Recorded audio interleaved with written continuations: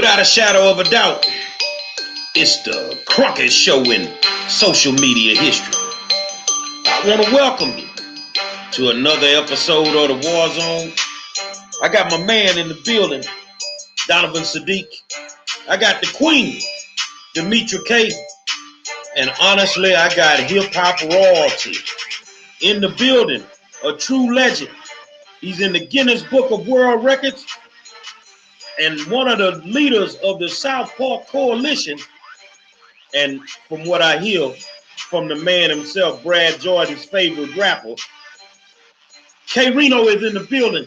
We're going to talk about a little bit of everything, man. Say, man, let's get to it. Say, man, I want to welcome you to another episode of the War Zone and tell you thank you for tuning in. You guys are the best audience in the world. And without you, we would not have a show. So we really appreciate you guys tuning in. I don't want you to think tonight we just going to talk hip hop. We're going to talk a whole bunch of stuff with this educated brother that you see sitting up here. But I want to start it off by saying there was a rally today, a press conference with a bunch of angry professional black women on the steps of City Hall. And everybody and their mama was demanding that Greg Travis resign his position as city council member in the city of Houston. It was great to see all those women out there and, you know, with acronyms in front and behind their names. And it was just good to see them stand up for themselves. But I think that y'all been screaming that the brothers need to stand up for the sisters. So when we go and stand up on City Hall steps and demand this clown, this racist, resigns his position immediately. Donovan, what's going on, my friend? Hey, you guys, I'm going to leave some of this for Demetra. You know, a lot of stuff going on, as you guys heard today. It's once again, Kyle Rittenhouse. He's accusing the Kenosha shootings. He pleads not guilty to all charges. And I'm going to pass it on to Demetra in regards to Black America and what we've been telling you guys on this show, which also walks into to what we're going to be talking about with the legend K-Reno. Demetra, you got it from here. So hello, everyone. Welcome to Tuesday night's edition of the War Zone. I hope you're having a great day. So once again, yes, we're going to be talking to K-Reno about a whole host of things, but especially in regards to violence and hip hop.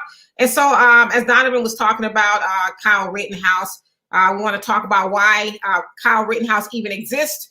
Jacob Blake, as you guys know, was shot in the back several times by a police officer to the point that he is now paralyzed from the waist down. Well, it was just decided today that the officer will not be found guilty or be charged at all, and neither will Jacob. He won't be charged either. So I guess that's supposed to be some sort of a consolation prize.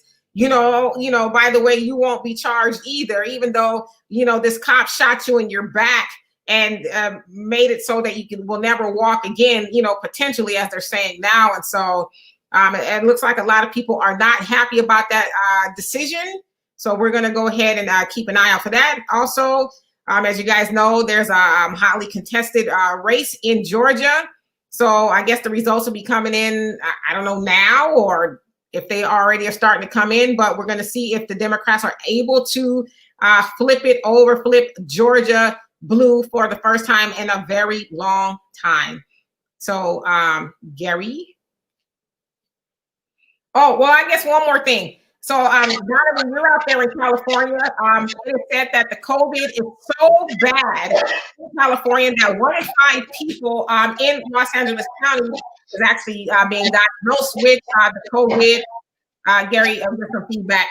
It's also said that if you need to go to the hospital via ambulance and you're not, you don't have the COVID or anything like that, you may or may not make it.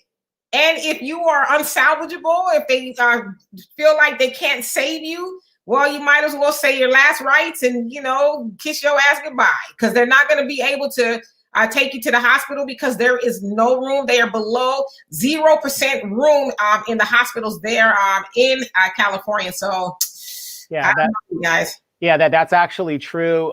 It is estimated that in every 10 minutes, a person in Southern California alone is dying or is dead.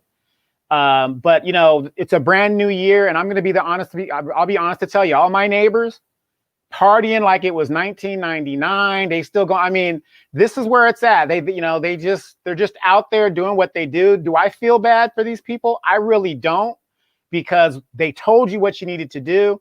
Nobody's listening. They're just doing what they do like it's a regular day. $600. The ones that did get it got their big screen TVs from Walmart. You know, they're just out there just doing it. And that's just how it is. So California, we'll have plenty of vacancies coming up very, very soon. I'm going to give you an update on the Georgia U.S. Senate runoff results. The Democrats are leading both races 52% to 47%. With about 28% of the votes that were cast, 28% of them counted. And right now, the Democrats are leading both those races. I'm gonna tell you something. When the GOAT, I call him the GOAT, when Brad Jordan, Mr. Scarface, says that you are his favorite rapper of all time, that says a lot. If you're from the city of Houston, rap music has been a mainstay because of one. I know several groups, several influential groups, you know, but that group with all the stars on it, with all the 5 stars and all the work that's been done over the years, is the South Park Coalition. And you've had several of those members do some great things, point blank. You know, my man K-Reno. I mean, it's so many of them, bro. I just know him when I see him, and it's always love. K-Reno is a true legend. He's in the Guinness Book of World Records. And I'm going to just say it. Who the hell dropped 7 albums on one day? You got cats with 20 million, 30 million record sales can't say that. That's a lot of music, man. But my man has a lot inside of him. So I want to welcome you to the show, my friend. What's going on? Yes, man. First of all, I appreciate y'all having me. It's an honor. I'm a fan. I'll be watching the War Zone because I know that it's going to be raw and it's going to be uncut, but it's also going to be truth and facts. You know, the passion is backed up by information and valuable information. So just to be on this platform, I'm thankful, bro. You know, and as a rap artist, as a hip hop artist, has been doing this for 35, 36 years in the business side of it. You know, it's an honor, just a blessing just to still be here and to still have people like yourself, Brother Monroe, and your co-host, to have y'all reaching out to me to be a part of a discussion that goes beyond hip hop, but hip hop is tied into everything anyway. So I appreciate the love, bro. Well, I tell y'all something, man. Me and Kay, we get to work together a lot. And when you say boots on the ground, and not just Kay, because there's other recording artists in the city that get on with us, from Peace Rides to Gang Summits. My man has been there 10 toes down for the last 3 years that I've been involved in it at that capacity. You can always count on him to show up, but you got to catch him before he go shoot ball. If you don't catch him before he hit the court, then you ain't gonna get him. But you know, we've been in the middle of Crofton. We've been into the schoolhouses to talk to the kids. And you know, I think you graduated from Sterling, if I'm correct. And so it was an honor when we went to Sterling to talk to the kids, which was one of our better audiences from the school perspective. And to come back to his old school to give some guidance from an OG perspective to the youngsters was major, man. So one, I thank you for all the work that you do in the community. And he's a guy, he doesn't toot his horn. I mean, you're gonna have to catch him out there to see what he do, you know, because he ain't gonna never just come out and say everything that he do. But I mean, he leads with his knowledge, he leads with his pocketbook, and his, you know, his guidance is unparalleled. And I will say he's a proud member of the Nation of Islam. So, you know, both of us being under the direction of the great Abdul Halim Muhammad, you know, that gives us all the wisdom in the world that he gets from the Honorable Minister Louis Farrakhan. You know, it sets it apart for us to be able to get out there. So I'm gonna let Donovan crank up the questions, and we gonna go from there, y'all. Okay, well, I think one of the best questions that we have, and by the way, thank you for coming on the show. For me, I love music. I love hip hop. That was our generation. Somebody just said that you and I could pass for brothers. So got those high cheekbones, you know, from the South doing that thing. Never know, we might be. But 35 years in the game, and a lot of rappers really can't say that. So from the aspect of what I want to know, and what a lot of people really want to know is, what did you do to stay in the game that long and continue to be to build a catalog and just to be the legend that you became in the game? Well, the first thing that I did was I fell in love with it. I fell in love with the art form. And once you fall in love with it, then you commit yourself to it. And when you commit yourself to it, it becomes like a drug. It becomes habitual.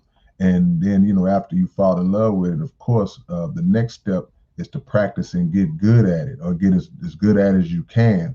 And the way to know that you're pretty good at it is the response that you get from the people. And when the people start saying, okay, man, you know, you got a little something that gives you more motivation to get better. Then there's the inspiration that you get from those that came before you, that was doing it, that motivated you to do it in the first place, that helped you to fall in love with it. So a lot of the artists that myself, you know, Brother Monroe, that we grew up listening to, you know, those are the ones who put the key in our back and made us want to get down.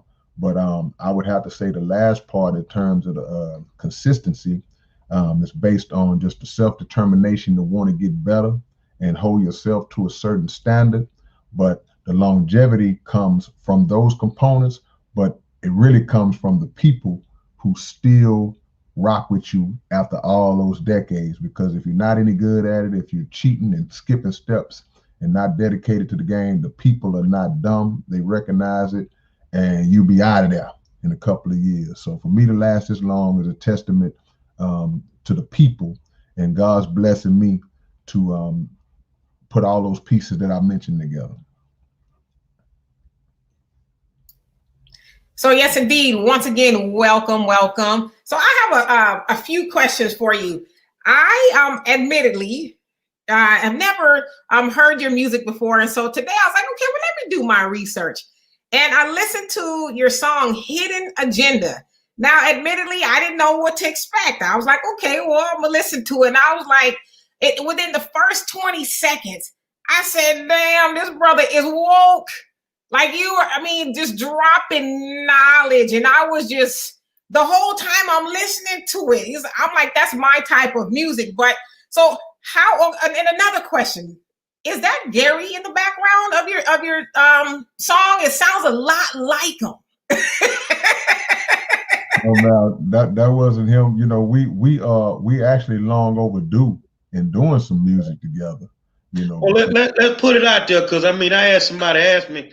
I ran for school board last time, and I did a song and a video, and I'd be honored if you would do the song with me for this run and shoot the video with me.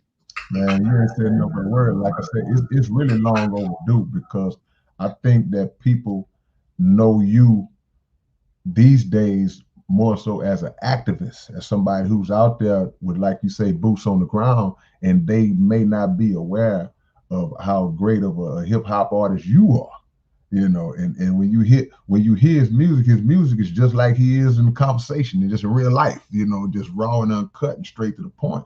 But it's gangster, but it's conscious gangster, you know. So yeah, so we definitely long overdue, you know, working with my big brother.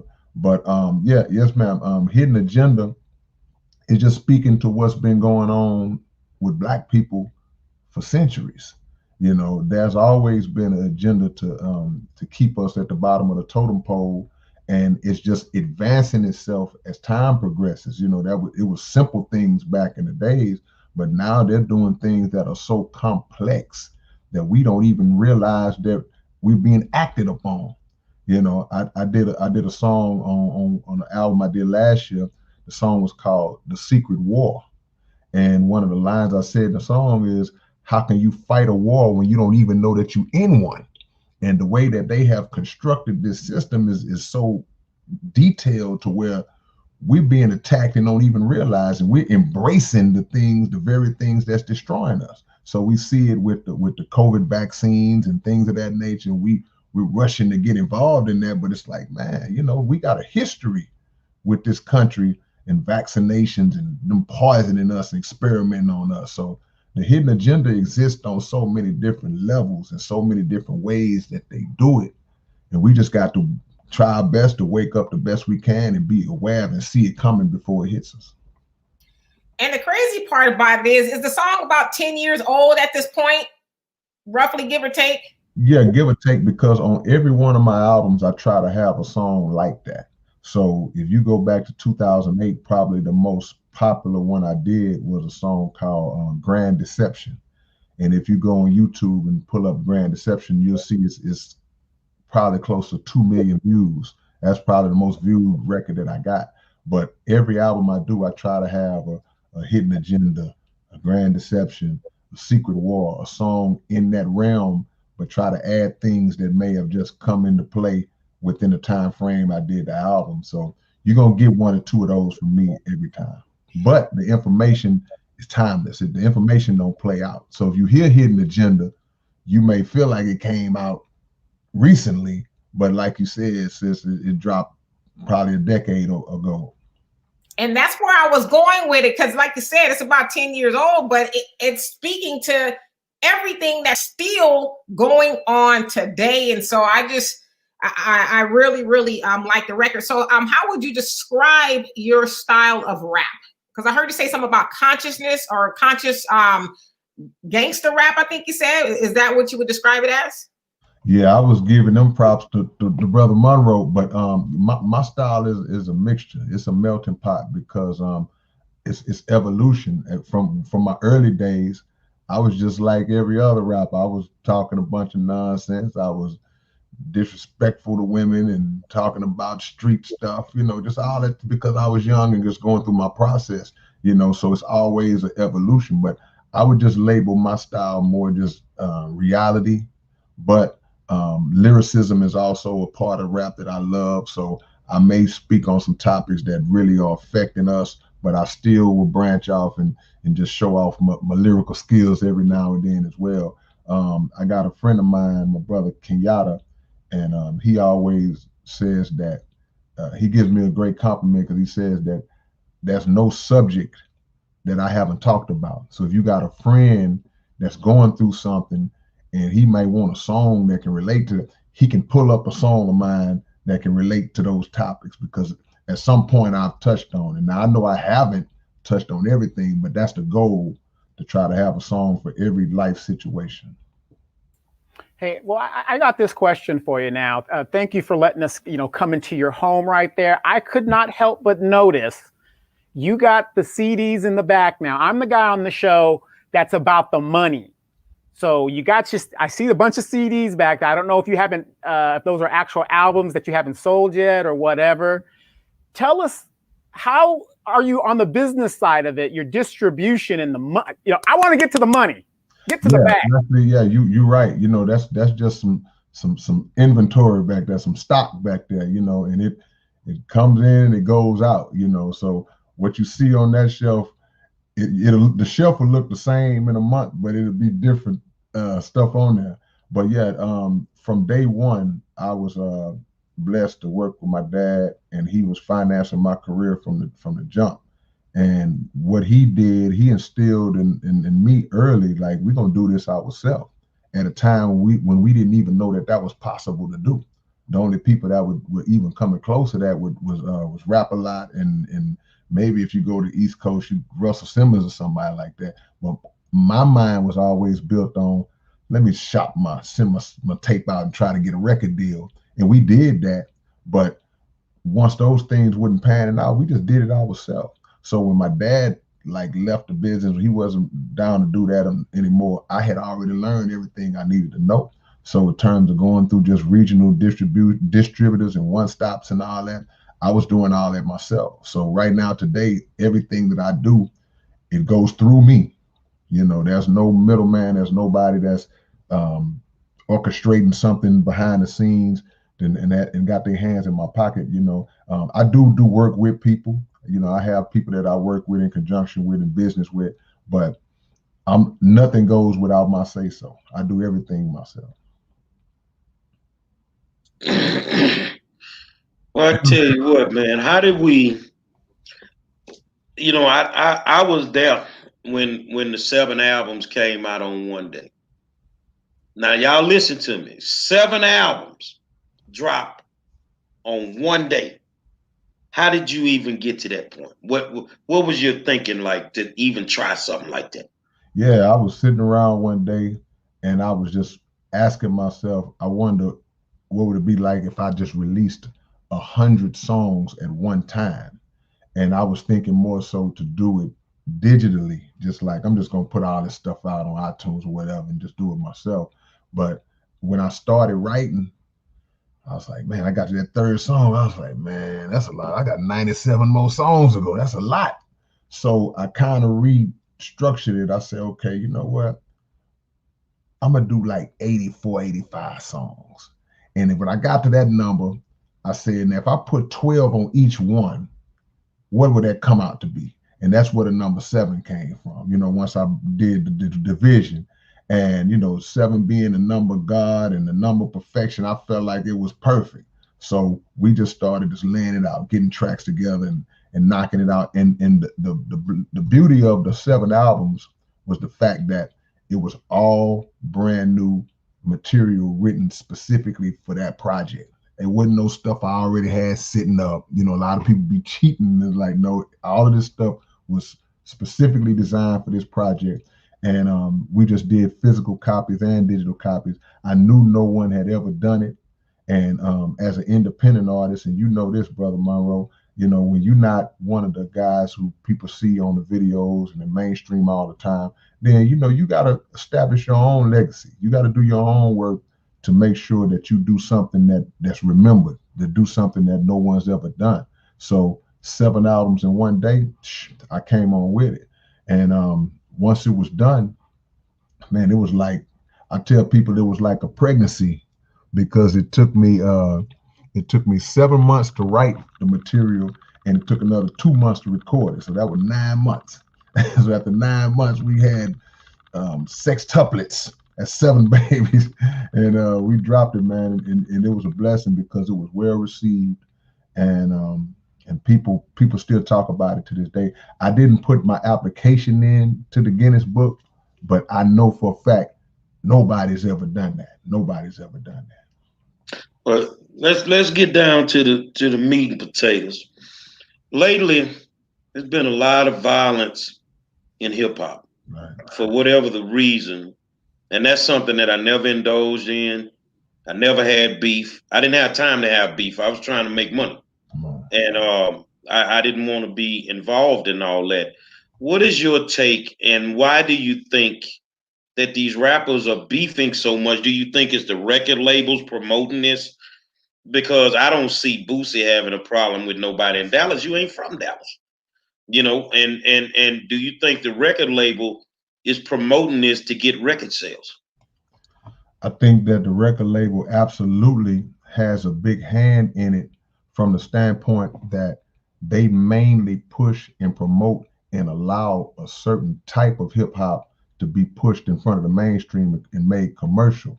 So if it's glorifying violence, if it's glorifying drug use and drug sales, then those are the things that they push. They push the hardest. But what's happening with our young rappers is that they're starting to spill the lifestyle, over the music, into the lifestyle, the actual real life, and feeling like they got to live up to an image that they portraying on these records. And that's just not true.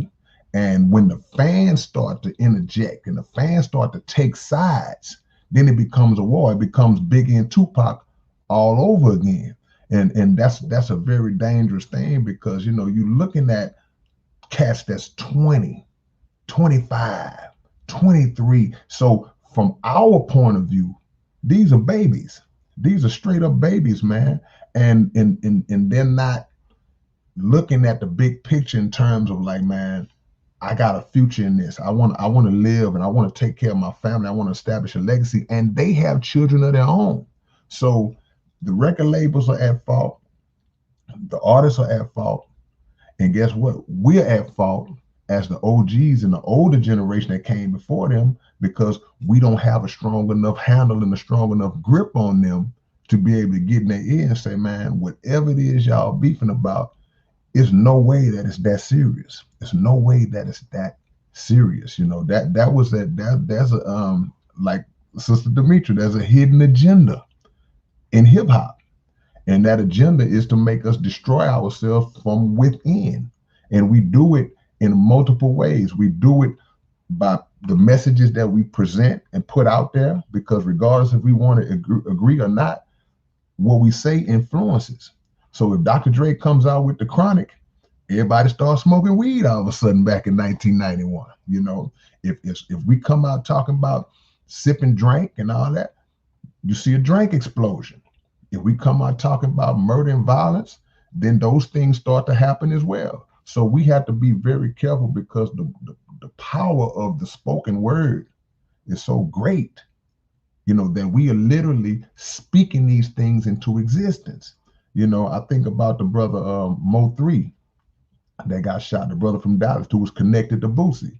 And he was speaking a lot of death into his life prior to him being killed. He would say things in interviews. He would say things on records that would speak death into bring it to his own self. So we got to be careful, man, because words are strong, man. Words are strong. And if we don't have the self-love, then we're not going to have any chance of loving our brother or sister. So it's nothing to pull a trigger. We do it with no conscience, without even having a consequence for what's going to happen to us. Okay, you're getting ready to do 50, 90, 100 years of be on death row. So there's so many people to blame for this, but I'm not a person who feel like it's not correctable. It can be corrected. It ain't gonna be an easy job, but we got to step in as the so-called. We can't even call ourselves OGs if we're not getting in the middle of that. You know, we just old. If we just on the sideline, we have to. If we gonna truly be OGs, we got to be the ones that step in between that and reach out at the very least to say, bruh, this ain't what it's for. So that's my little rant. I'm sorry about that, but that's how I feel. Clearly understanding why hip hop was created in the first place, if I get it correct, you know, it was a way to get information to the boroughs, from one borough to the next borough in New York. And see, my thing is I got so much respect for the culture. You know, I got respect for the guys that were there. You know, people don't understand, you know, the Dougie Freshes and the Sugar Hill gangs. They didn't make no money. They didn't make no money, man. They got robbed blind. But you never saw the beefing and all that stuff. You know, I want to talk to you like Donovan, because I think a lot of these artists and y'all parents out there that's financing y'all children, you need to understand the money. So streaming from an independent side compared to an artist that's on a record label, what's the difference and how bad is it? Well, that's different schools of thought on streaming. See, there are some schools of thought that show numbers that say, look, you can get 1 million streams and make crumbs.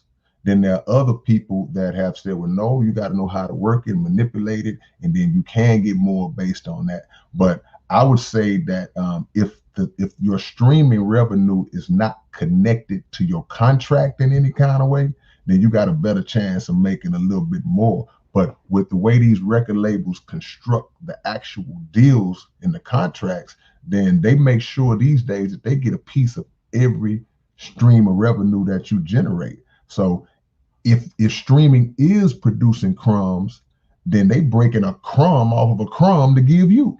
So it's just a situation where we have to try to be as independent as we possibly can, as free as we possibly can, because they want to get their hands in every aspect of our art form. And that's one of the reasons why it's gone off the realms, because we don't control it and own it the way we did, the way we should.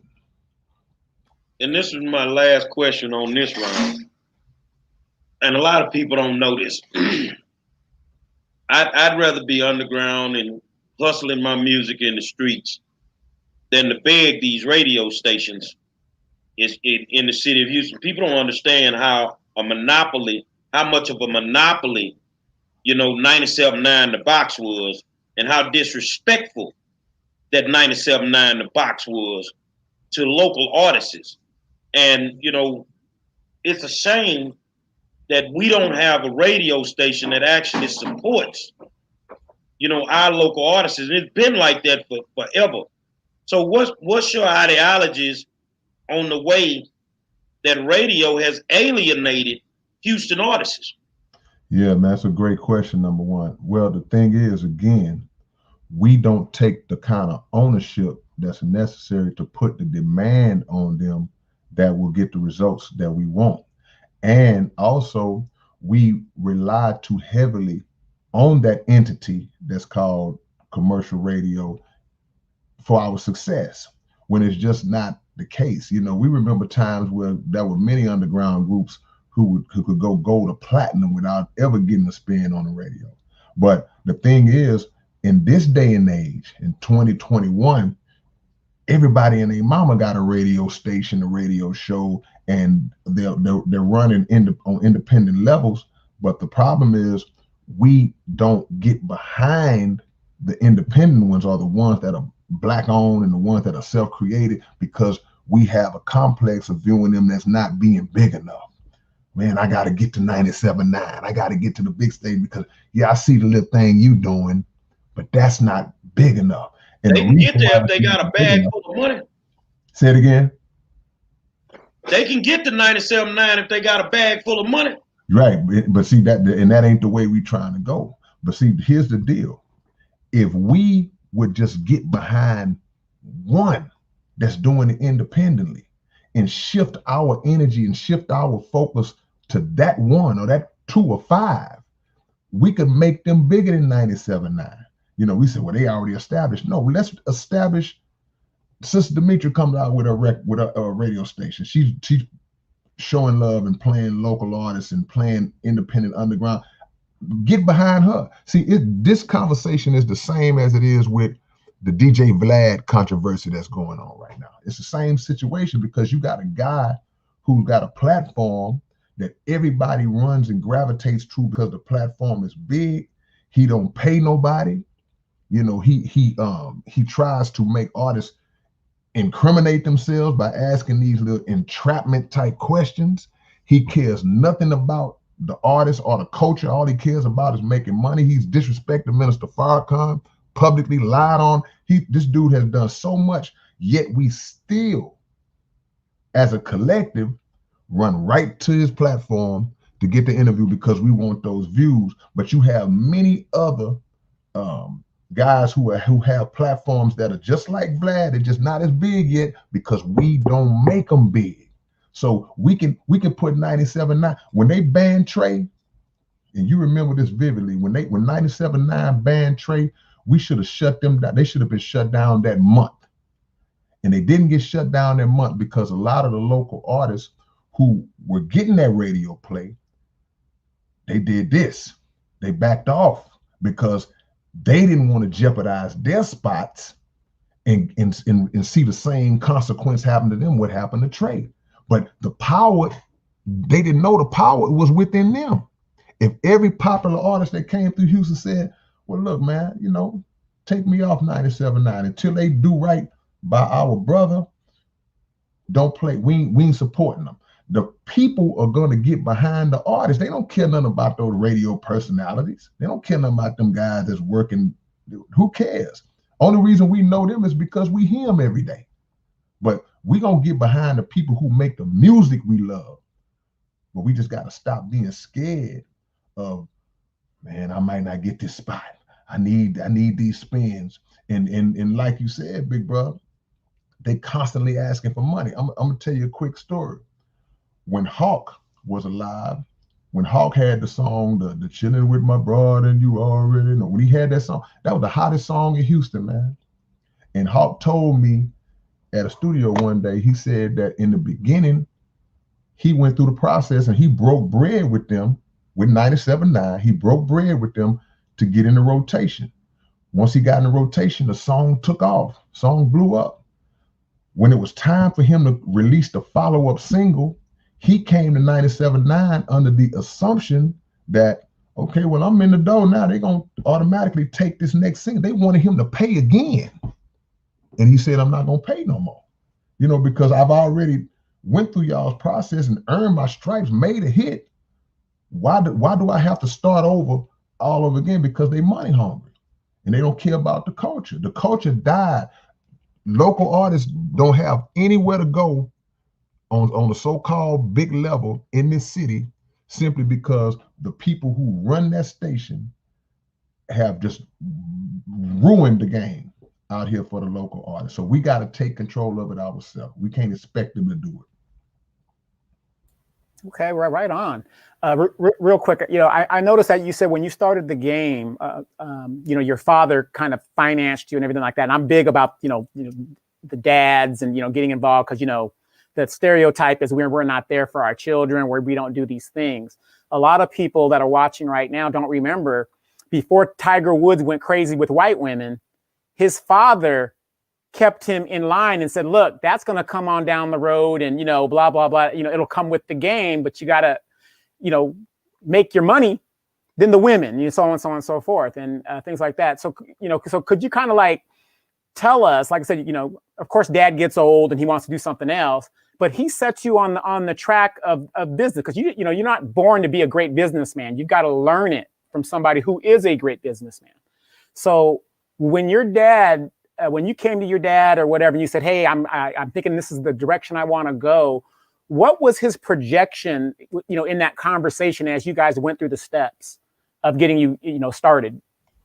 Yeah, I appreciate that question. Well, what happened was, you know, my dad was a hustler. So what the deal was, he wasn't really in tune with rap music and things of that nature. He just had a son who told him that, hey man, I want to do music. I want to put a record out. And the great thing about him was that he didn't ask any questions. He just said, you want to put a record out? Yeah, he's like, okay, let's put a record out. Neither one of us had any knowledge of that. We didn't know what to do, who to go to. But like the saying goes, the truly smart people surround themselves with people who are smarter than them. So what he did, he went out and he found guys who could produce. He found guys who knew how to promote. He found guys who knew how to market. He found guys who knew how to be a mouthpiece to the labels and the other business entities. And we set up a whole team. He set a team up, and all I had to concentrate on was just being an artist. And the good thing was, it's like I could concentrate on being an artist like a lot of artists could, but the difference was they were signed to labels who may have had people who didn't have their best interest at heart, but I had my dad. So I could trust as I did my work and move forward. So it's very important, man. It's very important to have a support system or somebody that's behind you, that's y'all are one. And like when you mentioned Earl Woods, Tiger's dad, see, if you notice something, family, anytime you hear names like Earl Woods, Serena and Venus's dad, I can't remember his name. Richard. That brother, Joe Jackson. If you notice, you always hear their names spoken of in a negative way. It's always something dirty, or the media trying to bring them down, when in fact they were the very individuals who instilled that vision into those young children and made them great. People say what they want, how Joe Jackson was whooping them kids. Man, they was catching whooping just like all of us caught whoopings growing up, you know. And they turned out to be successful in whatever field, because you know once we get in it, we're gonna dominate it, whatever it is. So to do that points back to the hidden agenda again, and that's to destroy the strong male image. You know, so they rather, you know, we love Cosby, but James Evans, we ain't gonna get him no shine, you know, because he represented that strong. You know, we more related to James than we did to Cliff Huxtable, you know. So it's an agenda. They want to make any strong black man or even a black woman just in that image is a threat. It's threatening to them. So, but you wouldn't have Tiger if it wasn't for his dad. You wouldn't have the Jacksons if it wasn't for Joe. You know, and you wouldn't have Venus and Serena if it wasn't for Brother Richard. So we embrace that. We don't reject that at all. Yeah, and you know, and a quick follow up, and for those that are watching the show right now, you know, we might have fathers that are out there doing this and doing that, and you know, loved ones, uncles or whatever, moms or dad. But like you said, your dad was, you know, he was on he was hustling, he was doing it for you. So you can take the drug dealer in the neighborhood. I mean, how many stories of rappers of, you know, that were former drug dealers out here on the West Coast, Eazy-E, you know, formed a record label and they were just hustling. And, you know, and a good example for you is, like I said, and I love that story because your dad didn't know anything about the record business, but he knew how to hustle. And that got you on your road to your career. That's awesome. Yeah, and he was a goon too. So he covered all the bases. You know, he made sure that, you know, nobody was gonna handle us any kind of way, and also he knew when to push somebody else into the forefront to do the talking. And just from being in the streets, he knew the difference between some legit conversation and some snakery at the same time. So I just watched and observed him, and while I was still doing music, and once I broke from the nest, then I just continued on in that path, just doing it the way I know to do, and be unapologetic and not accept any foolery at all. Go ahead, Gary. So I actually want to go back. I have a few questions that were kind of that I want to ask per the previous conversations. So back in the day, everybody probably remembers Tipper Gore. She was the wife of Al Gore, vice president, and she was on this rampage. You know, she's the reason for the parental advisory sticker on the albums due to Two Live Crew. And then of course they had their Born in the, you know, was it Born in USA or whatever it was, basically talking about their freedom of expression. And so maybe you know, but what happened to all of that outrage? Because I think about the music that we hear now that's really sexually overt. The Cardi B's, Megan Thee Stallions, and of course it didn't start with them, but they're who, you know, pretty much is doing it now. What do you think happened to that outrage, and why do you think it went away? And did you see Cardi? I guess she was on live and she was listening to WAP, and her daughter walked into the room and she quickly turned it off because she didn't want her own daughter to hear the lyrics. And so, what are your opinions on the questions I just asked? Well, the first part of the question, because Tipper Gore, who was Al Gore's wife at the time, she went on this crusade to shut down what she believed to be, you know, negative images in rap. But I think what kind of suppressed that, there's always been this rumor, some believe it, some don't, but there's always been this rumor of this secret meeting that took place in the early 90s, where there were record executives at this meeting with people who were getting ready to invest in private prisons. And when that meeting took place, that was an individual who was the whistleblower saying like, we didn't know why we were there. He was a record executive. He was like, we didn't know why we were there.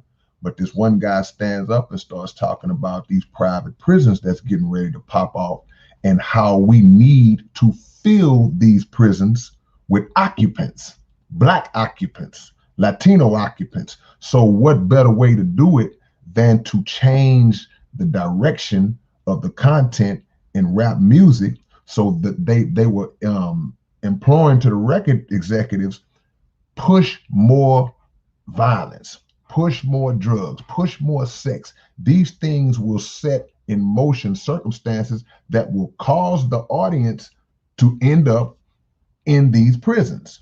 And so I think that's why more so you didn't see such of a public display anymore, because now we're back to the hidden agenda. It's like, nah, let it go. Let it do what it do, because we got to get this money. We got to fill these prisons. So that was one theory that I have as to why, to your question, why it kind of just phased itself out. What was the second part of your question? Cardi B's daughter coming into the room while she was playing WAP. Right. Now, with that being said, see, like I've never been the type of person, because, you know, Brother Monroe, no, I come from the era where we just would say anything on a rap record. I have many records on my resume that I can't even listen to no more, because I'm ashamed that I even said some of the stuff that I said. It's like, man, I can't believe I said that. So with Cardi, a lot of people came out against her for turning the song off. Well, now why you turning it off? You the one made the song. But we got to give people the opportunity to have growth in their life.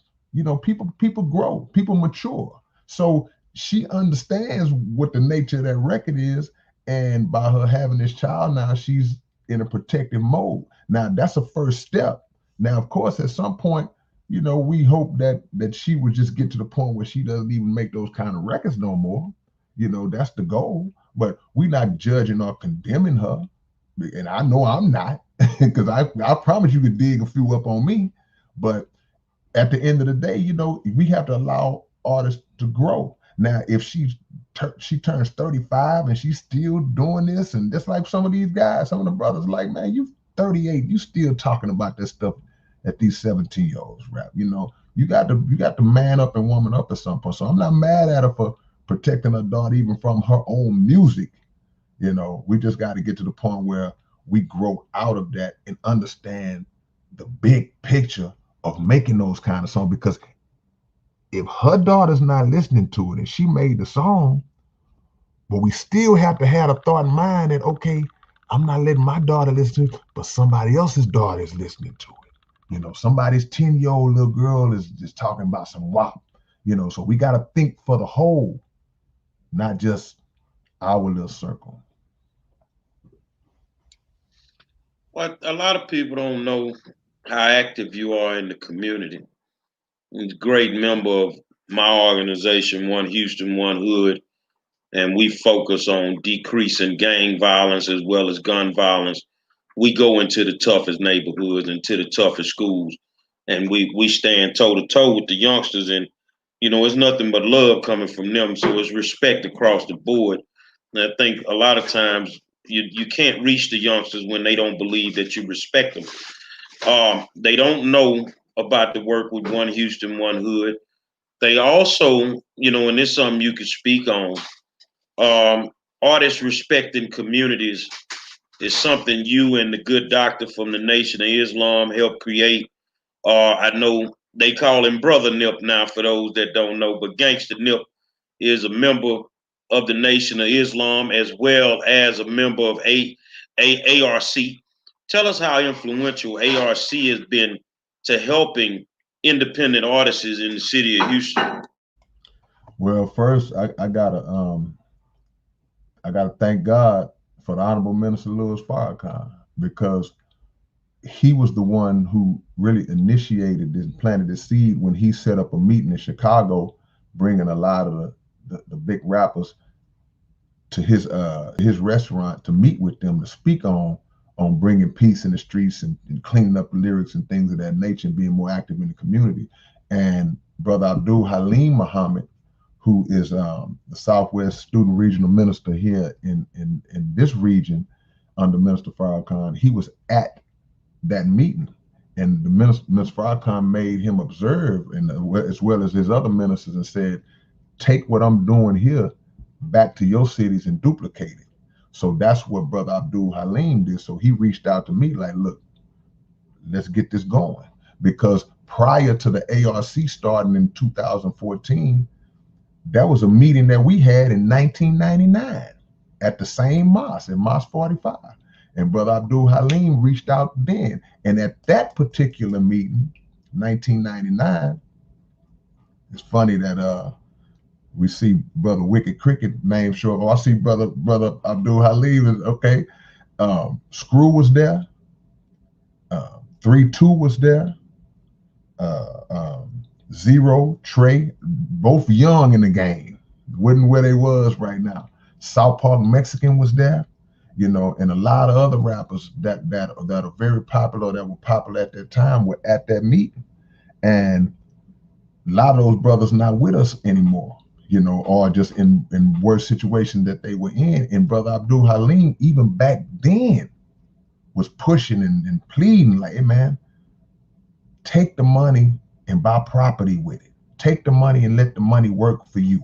Don't just get caught up in buying jewelry, and don't just get caught up in buying and dope and drink and all that. Use a little of that money to build a legacy.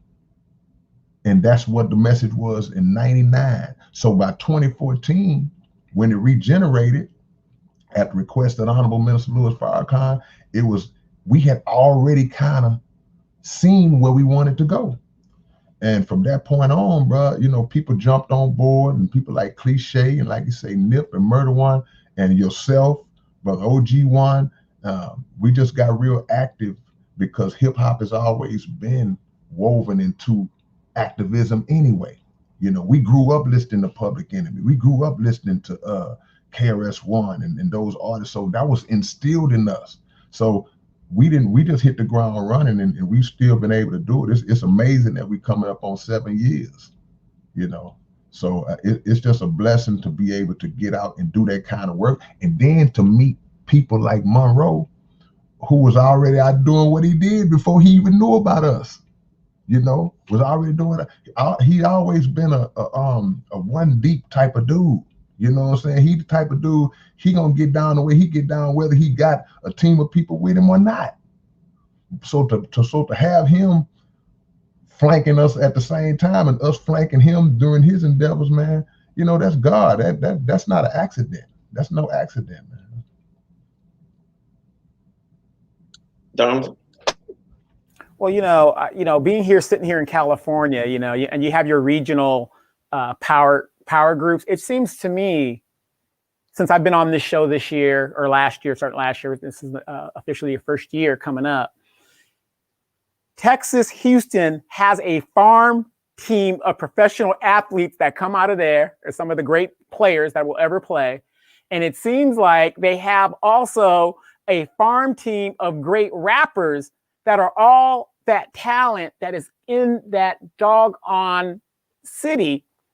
It's like a mecca of talent. And, like, remember we had our Motown, and you have your LaFace records, you have these big power records. And it's like, with all of that talent down there and all that competition, you got some people that can rise and some people that are just a local. Like I said, 35 years in the game is a big, big deal.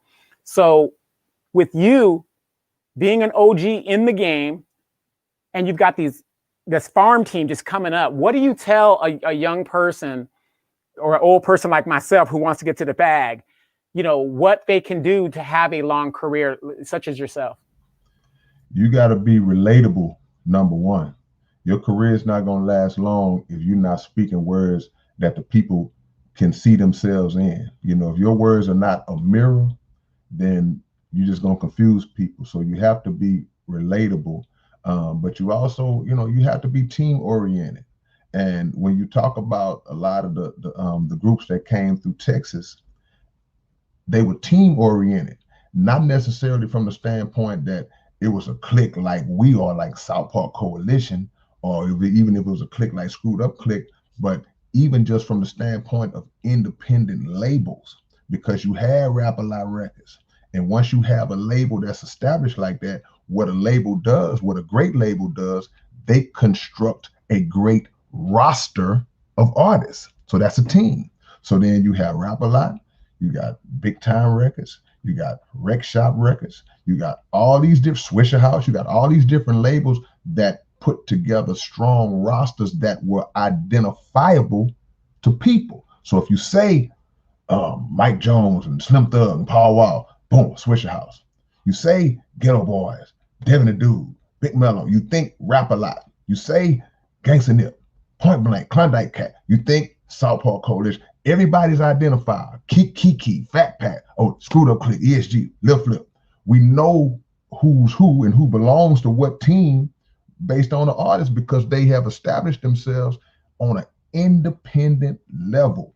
And the beauty of Southern hip hop, and I'll say, like you said, in particular, Texas, was the fact that we were able to do it independently and sell a lot of records, not by commercial industry standards, a lot of records. I'm not talking about a million, but to sell 70,000, to sell 40,000, to sell 150,000.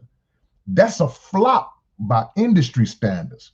But if you get $9 a unit and it's all coming to you and the record label ain't cutting into that, you're doing better than some of the major artists.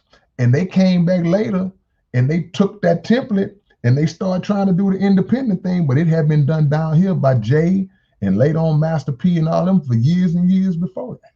So Houston is a unique place in that everything I'm saying was done out of necessity because at that time, there was no respect for the South. It's like, man, y'all can't rap, y'all ride horses, y'all country, y'all do this, y'all do that. And it's like, okay, well, we just do it ourselves and, make it come back, and now they come to us. A lot of people don't realize if they go do the history check that the state of Texas, with the artists that have been through here, have more 5 mic albums than any other state that ever dealt with hip hop. More 5, Face sitting on 3 of them. You see what I'm saying? And it's crazy the talent that has come through the state of Texas. So, say, man, I love what you do. Every day I watch you and I see how you move. I love how you get out in the community. And this ain't no dude that just show up and stand around like he gonna take pictures. Nah, he get his shirt dirty. If we out there feeding the hood or we passing out water, he right there in the middle of everything. And not just him. Him, Paul Wall, Zero gonna show up. They all show up. Bun will pop in every now and then. Face. And my question is, because that's the big debate right now. And I don't see it. I'm just being honest with the artists here. They say Houston is the new Atlanta. They say Houston is the what? The new Atlanta, as far as hip hop. I think that Houston and Atlanta are so different that I don't really see them in the same type of light with each other. Just the way we did it, and I feel like the way we did it actually was part of the template that Atlanta drew from as well. My personal opinion for years has always been that Atlanta is more unified than us as it relates to their big artists working with each other, because they have a history of having artists that have problems with each other and they'll still work to get the money. It's like, okay, well, I don't really like old dude, but if our chemistry works to put this record out and make this hit, then let's do it. We ain't got to be in the studio together. But, I think that the problem that I always had with Houston, man, and I'm just saying this as somebody who's seen it since day one, and my OG Wicked Cricket would say the same thing if he was here, is that we have our moments where things are popping, but we let it die out. We always take our foot off the gas. So we can remember spurts where we had 5 or 6 artists that was just on top of the game, then it dried out. Then I remember when Swisher House had it going on, then it dried out. You know, we can't make those mistakes because we have to continue to feed the machine. We have to continue to feed the process to make it grow so we can make it easier for the youngsters coming up under us, man. So Houston and Atlanta are similar in that independence, but they've enjoyed a lot of more mainstream commercial success with their artists. But you know, we just got a different way that we do it down here. I want to give people some updates. Georgia U.S. Senate runoff results. John Ossoff is leading David Perdue 50.4% to 49.6%. Over on the other side, Raphael Warnock versus Senator Kelly Loeffler. Warnock is up 50.7%, and she is down 49.3%, with 60% of the votes counted. Still a dead heat. Still a dead heat. Yep. Final thoughts, Ms. Demetra. Well, my final thoughts are thank you so much for joining us on the War Zone tonight. We do hope that you come back. And for those of you guys who are listening and were like me, have not heard his music, please go to his YouTube channel. Isn't it K-Reno as well on YouTube, or is it something else? It's the real K-Reno on YouTube as well. That's my Twitter handle also. Right. So please go subscribe. You will not be disappointed. And so, yes, we look forward to having you back here in the near future. So thank you for coming. Thank y'all for having me. Keep doing what you're doing. Salute to all 3 of y'all. Number love. Appreciate it. Final thoughts, Donovan. Hey, well, you know, I got to say thank you to my half brother, my long lost half brother there. We look alike. But yeah, I mean, you know, you to me, I listen to I don't listen to a lot of your music, but the music that I have listened to, because I did my research as well, I mean, phenomenal. I'm a big supporter of positive, you know, the old school KRS-One, you know, things, you know, of that nature. And I'm telling you guys, if you guys are looking for some music that is going to educate you, his new stuff, not the stuff he did when he was younger. No. That's the music you need to listen to. I mean, especially when you're our age and you're in our circle. I mean, when we were younger, we did some stuff, but now some of us are grandfathers, some of us are fathers. You know, there ain't gonna be a NWA farewell tour, you know, at the casinos later on. You know, but like I said, I thank you for coming on the show, sharing your wisdom, sharing how you started. We need to hear a lot of those stories because, like I said, it is very rare in the 21st century that rappers have a career past 7 years, period. Can I show y'all something? I forgot. I got to plug I just dropped my second book. I just released my second book, and it's called Behind These Bars. And that's what it's talking about, those rap bars, those lyrics. And for a lot of the people who know me, they'll be familiar with a lot of songs I break down. I just talk about why I wrote certain songs, certain lyrics, and I just break down the intricate details of it. So you can get this book from southparkcoalition.net if you want to order the book. My first book I dropped, I've been doing a lot since the pandemic. I dropped this one in March, and it's called Life Lessons and Lyrics. And this is more of like an autobiographical piece. So please be sure to go on southparkcoalition.net, get both these books and my latest album, A Long Short Way, from pudempire.com and all digital platforms. We just dropped a brand new album. So we staying busy, family, staying busy. I thank you for taking the time, my brother, to come, and we'll get together on, you know, how we're gonna do the song or whatever. And it'll be an honor to share a track with you. You know, I've worked with some of the best in the business, some of the biggest in the business. But, you know, I get to work with one of the ones that I respect the most. So I look forward to that. And so did everybody that know, Monroe, what's your favorite K-Reno track? My Bicycle. Go look at the video. You'll understand it. He just in the hood on his bicycle, man. And I can relate to that. I could relate to that.